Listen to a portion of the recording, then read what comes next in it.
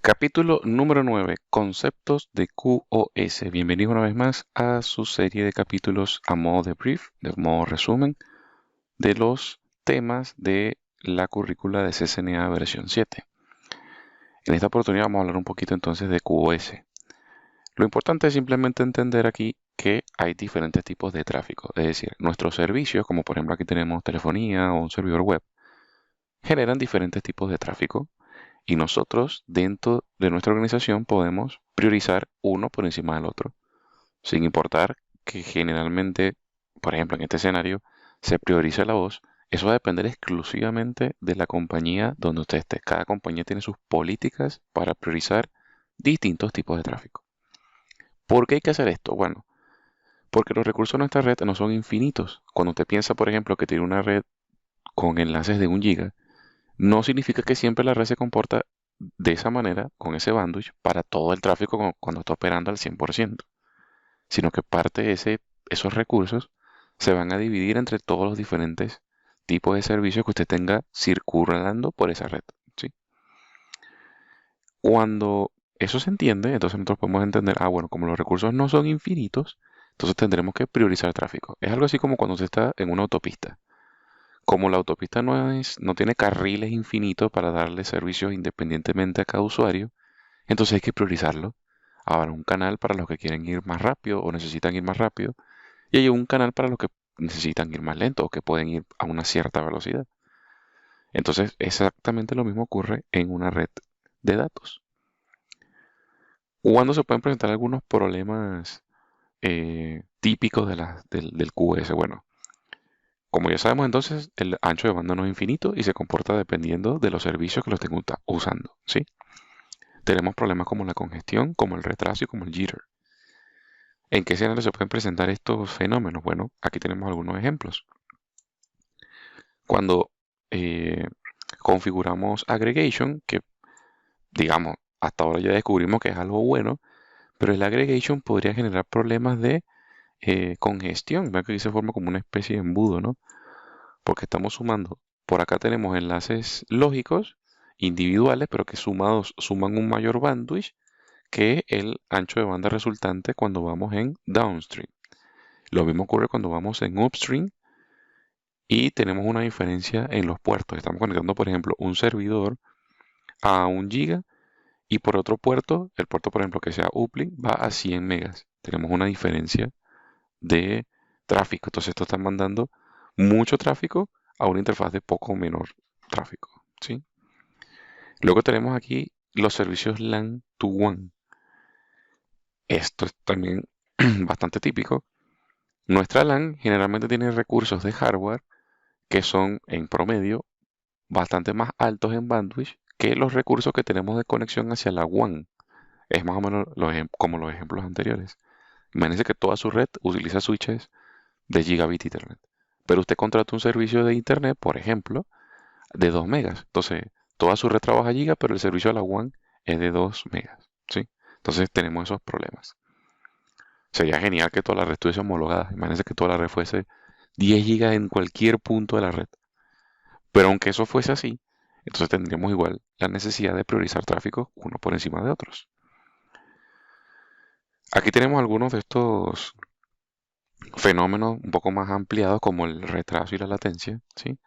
En este caso recuerden que el retraso y la latencia se refieren al tiempo que le toma un paquete atravesar la red desde un origen hacia un destino y que hay diferentes tipos de retrasos, ¿sí?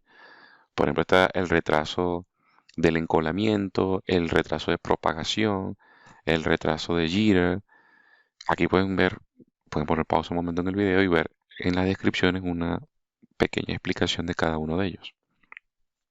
Pero en líneas generales, cualquier cosa que se esté transportando en algún punto tiene un retraso de alguna naturaleza.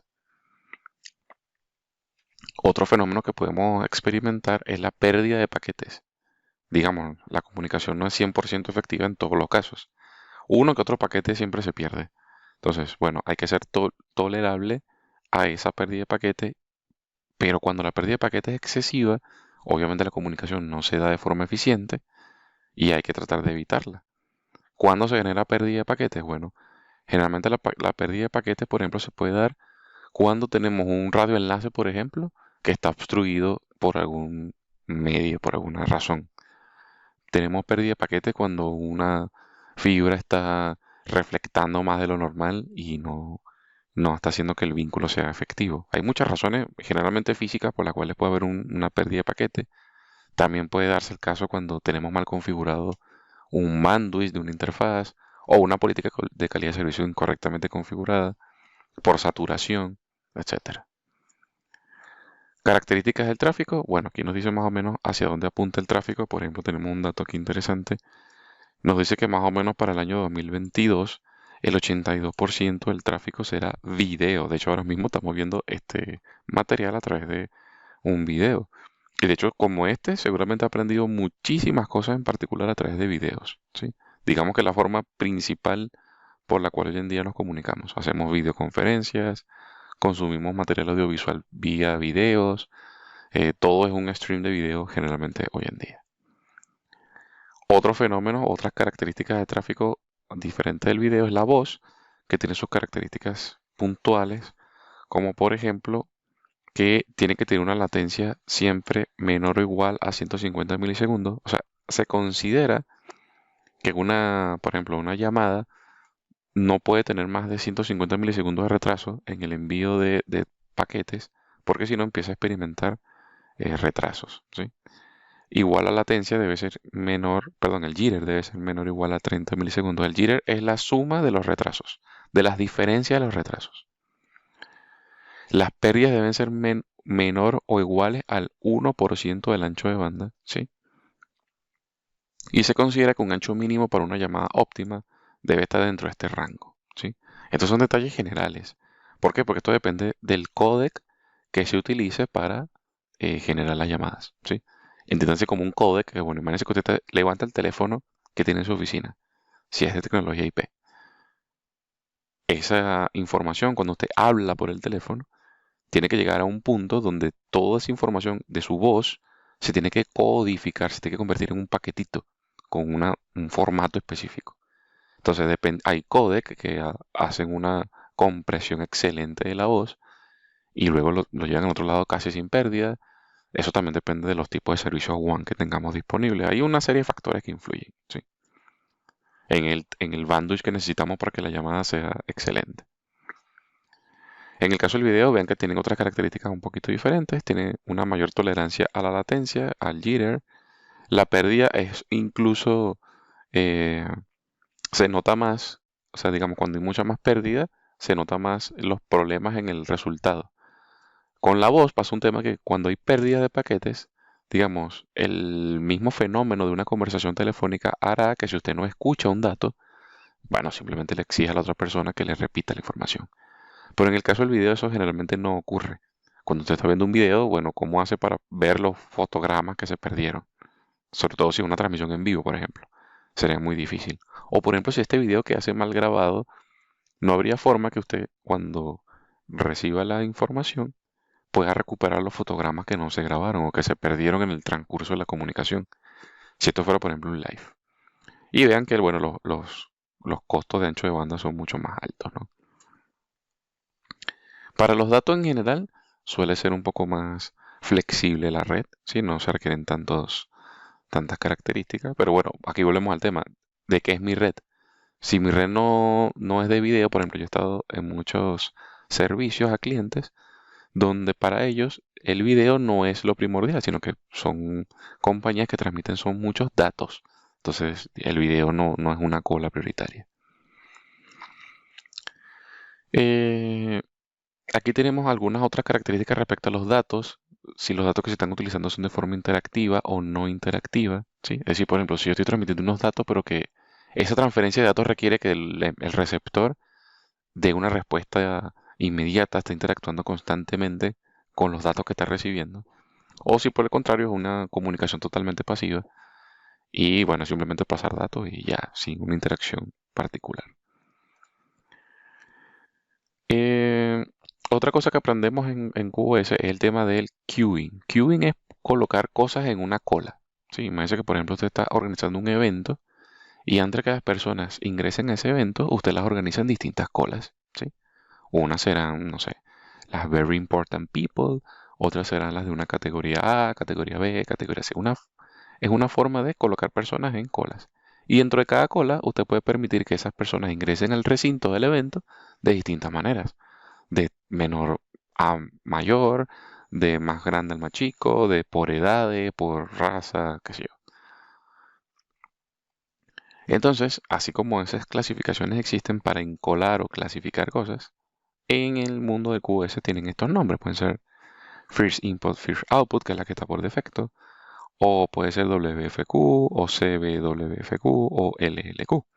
¿De qué va a depender de que usted utilice una u otra? Bueno, insisto, esto también es muy parecido a lo que explicamos alguna vez con el tema de las access lists. No hay una regla específica de cómo se hace algo en QoS. Aquí digamos, la receta está en conocer cuál es el tipo de tráfico que está circulando en la red, cuáles son las herramientas con el cliente, con las que el cliente cuenta, porque bueno, hay que ver qué hardware tiene, no todo el hardware permite QoS de todas las maneras posibles. Y número tres, bueno, con qué eh, ancho de banda contamos para hacer que esto funcione, porque el QoS funciona siempre y cuando todos los elementos cuenten más o menos con la misma relación de ancho de banda, se puedan configurar más o menos las mismas reglas de QoS, etcétera. Entonces, en esta primera regla de encolamiento o los algoritmos de encolamiento tenemos el FIFO o el First Input, First Output. Es tan sencillo como que es el comportamiento por defecto. Se entregan los paquetes en el mismo orden en el que entraron. Por ejemplo, aquí tenemos este diagrama. Bueno, un tráfico entró por una interfaz. El primer paquetito que entró es el primer paquetito que sale. ¿Sí? Y así sucesivamente. Porque no hay colas. ¿Sí? Otro algoritmo sería el WFQ.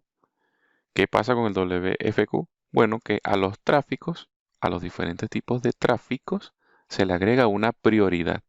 ¿Cómo puede clasificarse el tráfico? Bueno, se puede clasificar dependiendo de aquí tenemos algunos ejemplos, de su dirección IP, se puede clasificar de acuerdo a su MAC, a los números de puerto, a un protocolo, al campo de tipo de servicio, ¿sí? Entonces yo de acuerdo a esas características puedo clasificar. Por ejemplo, yo puedo decir, bueno, el tráfico que viene con origen este IP lo coloco en la cola de alta prioridad. O el tráfico que viene del protocolo, no sé, HTTP, lo coloco en la cola de normal, y así sucesivamente. Luego tenemos el CBWFQ, ¿sí? Donde ahora aquí hay una técnica que se conoce como clases, ¿sí? Se crean unas clases. Y generalmente esas clases se crean con lista de control de acceso, ¿sí? Si yo voy a crear una lista de control de acceso y en esa lista de control voy a colocar un comportamiento, como ya sabemos, pueden ser direcciones IP de origen y destino, protocolos, ¿sí? Las clases también pueden tener otras características, ¿sí? Pero generalmente entonces primero voy a agrupar el tráfico que quiero priorizar o que quiero encolar de acuerdo a unas listas de control de acceso. Ahí tienen algunos ejemplos, ¿sí? Ven que dice primero se crean las clases y dependiendo cómo hacen match en las distintas clases, entonces se van priorizando los tráficos. Vean que esta teoría no estamos viendo cómo se hace literalmente los comandos.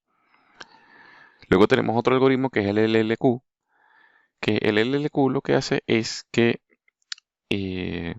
prioriza una cola, haciendo que siempre para esa cola en particular exista un ancho de banda, unos recursos, no vamos a decir ancho de banda, hay unos recursos reservados, ¿sí? Por ejemplo, que nos dicen que Cisco recomienda que solo el tráfico de voz sea colocado como esa cola prioritaria, ¿sí? El tema es que en algunas de los otros algoritmos, cuando hay un ancho de banda disponible, bueno, se reparte entre las clases que están libres. Pero acá no, acá siempre hay un ancho de banda reservado o unos recursos reservados para una cola en particular.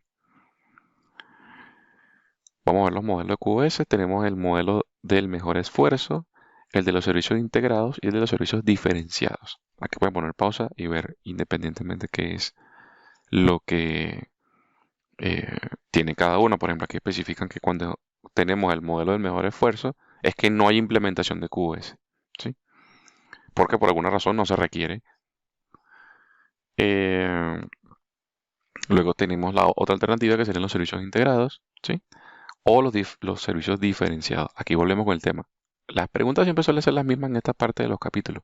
¿Cuál es mejor que otro? Aquí no se trata de cuál sea el mejor que otro, porque imagínense que siempre hubiese un modelo que sea mejor para todos siempre.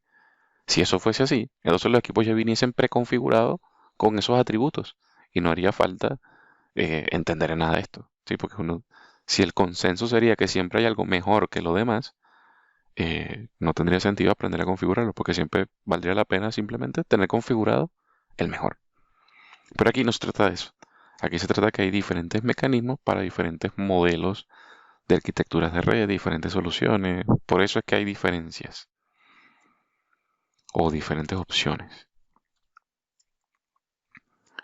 Aquí tengo una explicación, por ejemplo, de lo que sería el best effort. Ya sabemos que best effort simplemente no hay un mecanismo especial de QoS, ¿sí? Y por lo tanto entonces el tráfico no es tratado de manera especial. Luego tenemos los servicios integrados, ¿sí? Esto es simplemente aplicar QoS a flujos, ¿sí? Se reservan ciertos recursos para aplicarle el mecanismo de QoS. Está orientado a la conexión. Y el servicios integrados, ¿sí? Perdón, el servicios diferenciados. La idea es que no es una estrategia de QoS end-to-end, es decir, que no está orientado a la conexión de principio a fin, ¿sí? Sino que es un mecanismo que se va implementando en cada segmento de la red, ¿sí? Mientras que, por ejemplo, en este servicio integrado es un mecanismo que se aplica a toda la red. Esto es un mecanismo que se va implementando de a poco, ¿sí? O en cada segmento. Técnicas de implementación. Bueno, la idea, como dijimos, es evitar la pérdida de paquetes. Algunas estrategias, bueno, parecen bastante obvias, ¿no? Incrementar la cantidad de ancho de banda, ¿sí? Porque si tenemos ancho de banda equitativo, de alguna manera simétrico, deberíamos evitar congestiones, ¿sí? Aplicar una correcta configuración de los algoritmos dependiendo de cuál sea la técnica que queremos utilizar de red, ¿sí? Y aquí viene como más que nada un esquema de las cosas que tenemos que tener en cuenta de conocer de nuestra red. En principio, de nuestro tráfico, que es el tráfico que está circulando en nuestra red. Entonces, por ejemplo, hay que entender que para que el tráfico pueda ser categorizado, hay como ciertos pasos que hay que seguir. Y que cada paso se configure de forma individual. Por ejemplo, en las herramientas de QoS tenemos primero la parte de clasificación y marcado. Es decir, primero hay que separar cómo el router sabe cuál es el tráfico que va a priorizar. Bueno, primero hay que clasificarlo y colocarle una marca para que después los equipos subsiguientes entiendan qué tienen que hacer con ese tráfico, ¿sí? Pero mientras ese tráfico se va colocando, o se le van colocando esas marcas o se van clasificando, van llenando las diferentes colas que tienen disponibles. Las colas, entiéndanse que es como un espacio de memoria, un buffer, para poder ser atendidos, ¿sí? Entonces, mientras se están clasificando los datos, esa cola se va llenando. Entonces, en el espacio que tienen para estar en esa cola, puede ser que se acabe y entonces el router empieza a descartar paquetes, ¿sí? Entonces, hay mecanismos que son para evitar esas congestiones. Ahí tienen algunos, como por ejemplo esta herramienta WRED, ¿sí? Que por ejemplo esta se usa para regular el tráfico TCP y hacer que se utilice el bandwidth de manera más eficiente, ¿sí? O también hay herramientas de administración de la congestión, ¿sí? Ahí tienen algunos. Los ejemplos serían, por ejemplo, el algoritmo LLQ. Sería alguno de esos, ¿sí? Esta, esta, esta escena que está aquí creo que es una de las mejores escenas que hay para poder entender todo este proceso de QoS, ¿sí? Aquí está como desde el principio, desde que un paquete entra hasta que un paquete sale. Y al principio, como dijimos, bueno, se tiene que clasificar, diferenciarlos en distintas clases. A cada clase se le coloca una marca. Luego se le aplica una política a esas marcas, se coloca en la respectiva cola y luego se le puede dar un mecanismo de shaping o scheduling que es para, por ejemplo, se le puede dar un shaping de uso de un bandwidth específico, ¿sí? O se le puede dar un scheduling del uso de una cola en particular. Aquí tienen algunas explicaciones un poquito más ampliadas de los procesos de clasificación y marcado. Por ejemplo, para poder marcar, hay dentro de las diferentes componentes, tanto del paquete como de las tramas, campos que sirven para identificar tráfico, ¿sí? Y dependiendo de los diferentes, aquí tienen uno de estos campos, por ejemplo en la capa 2, tenemos estos campos, estos 3 bits que se utilizan para el class of service, ¿sí? Entonces, dependiendo de la marca que tengan allí, es tratado el paquete, o en este caso la trama, ¿sí? Aquí están algunas de las opciones de los marcajes. Vean que estos son datos que usted no es que usted va al equipo y va a ver esto así tal cual, sino que estos son una serie de órdenes, de comandos que le decimos a los routers o a los switches para que apliquen estas configuraciones de acuerdo a lo que ya nosotros hemos modelado como QoS. O sea, primero hay que, como dijimos al principio, hay que entender el tipo de tráfico que va por nuestra red. Por ejemplo, hagamos el ejercicio completo. Supóngase que en su red hay tráfico web y hay tráfico de bases de datos. Entonces, el tráfico de base de datos tiene una característica, viene por unos puertos específicos o apunta a un protocolo específico. Y los datos web también. Como usted sabe eso, entonces usted le va al router o al switch y le dice, hey, switch, yo quiero que el tráfico que viene de este origen y que vaya con este destino, por ejemplo, origen, los servidores de base de datos, destino, otros servidores de base de datos, se le aplique esta configuración. Por ejemplo, que se le coloque que sea de prioridad alta. Entonces hay un comando que yo lo coloco, le digo eso, entonces él va a aplicar esa configuración de esta manera, colocándole estas marcas eh, a las diferentes tramas o a los diferentes paquetes, ¿sí? Cuando yo realmente veo esto, bueno, cuando esté haciendo un sniffing de tráfico, voy a darme cuenta que los paquetes están marcados de una u otra manera. En el caso que los paquetes sean de capa 3, acuérdense que esa palabra paquete se utiliza indistintamente. Acabo de hablar de paquete hace ratito y estamos refiriendo realmente a una trama. Pero en el caso de los paquetes de capa 3, ¿en qué campo se hace esta serie de marcado? Acá, en el caso que es de IPv4, en el Type of Service, y en el caso que sea IPv6, en el Traffic Class, en ese campo, ¿sí? Entonces aquí tenemos un campo que es el DSCP. En ese campo DSCP, dependiendo cómo se marque, el paquete se clasifica, ¿sí? Aquí tienen algunos valores de los DSCP, que es el VE o Best Effort, el Expedited Forwarding o EF o el Assured Forwarding, que es el AF. Esta tabla que está aquí es una de las más usadas para hacer comparativas de los distintos tipos de tráfico. Recuérdense que, insisto, estas son políticas que las compañías se crean. Por ejemplo, donde yo trabajo, la compañía se propone 3 colas fundamentales, ¿sí? Por ejemplo, algo así como oro, plata y bronce. Entonces, para la categoría oro, coloca una serie de marcas predefinidas, ¿sí? Para la categoría plata y bronce, exactamente lo mismo, ¿sí? Entonces, por ejemplo, supóngase, aquí está clasificado, como pueden ver en el recuadro, las diferentes clases y los niveles digamos, de pérdida que pueden tolerar esas diferentes clases, ¿sí? Entonces, bueno, no sé, supóngase que esto sería la categoría, vámonos sin colorcitos.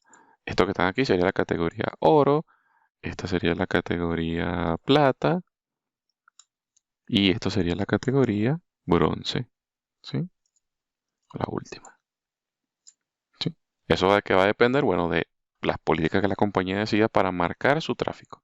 Entonces, ¿qué es lo que tiene que hacer eso? Cuando ya está marcado el tráfico de una manera, le dice a los clientes, bueno, cliente, yo quiero que tú marques tus paquetes que sean prioritarios de la misma manera como yo lo estoy marcando. Entonces, así se tiene una homogeneidad en el transcurso de la red, ¿sí? Aquí tenemos otros valores. Aquí está esto precisamente más o menos como lo que estábamos comentando hace un momentito. Todo esto de la calidad de servicio solo tiene sentido si se está marcando los paquetes o se están clasificando de manera homogénea durante toda la red, ¿sí?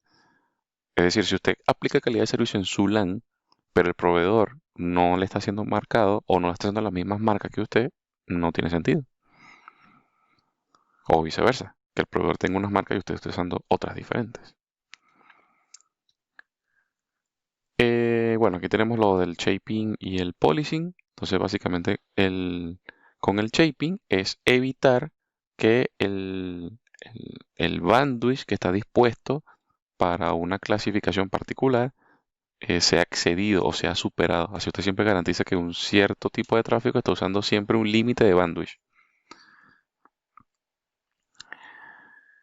Y hay mecanismos para evitar que antes de que esa saturación previsible se dé, es decir, porque si no el router empieza a descartar paquetes para evitar que eso suceda, entonces hay forma de cómo eh, aplanar o manejar esa pérdida de paquetes previa al el shaping, ¿sí? Bueno, aquí hay algunas guías generales de aplicación de políticas. Simplemente habilite el encolamiento en cada dispositivo en el path desde el origen hasta el destino. Clasifique y marque el tráfico lo más cerca al origen y aplique técnicas de shape and policy tan cerca como el destino sea posible. Claro, esas son solamente recomendaciones.